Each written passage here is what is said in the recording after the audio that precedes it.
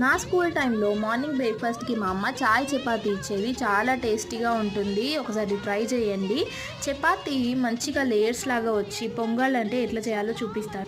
ముందు పూరీలాగా చేసి ఇట్లా ఆయిల్ అప్లై చేసి 2 మడతలు పెట్టేసుకుంటే ట్రయాంగిల్ షేప్లో వస్తుంది. ఆయిల్ తప్పకుండా పెట్టాలి, పొంగుతుంది మంచిగా. ఇట్లా ట్రయాంగిల్ షేప్లో చేసి నార్మల్ చపాతీ లాగానే ఒత్తేసుకోవాలి. మరి సన్నగా కాకుండా, లావుగా కాకుండా. మరి సన్నగా చేస్తే పొంగదు. ఫ్లేమ్లోనే చపాతీలను కాల్చుకోవాలి. ఇట్లా బబుల్స్ రాగానే చపాతీ ఫ్లిప్ చేసుకొని ఆయిల్ అప్లై చేసుకోవాలి. 2 సైడ్లు కూడా ఆయిల్ మంచిగా పెట్టేసుకొని ప్రెస్ చేసుకుంటా కాల్చుకోవాలి.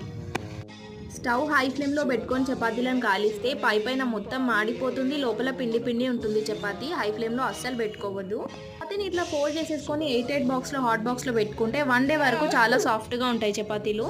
చపాతీ మంచిగా పొంగి 2-3 లేయర్స్ కింద వస్తుంది. తప్పకుండా ట్రై చేయండి. నచ్చితే లైక్ చేయండి, షేర్ చేయండి, సబ్స్క్రైబ్ చేసుకోండి. Thank you.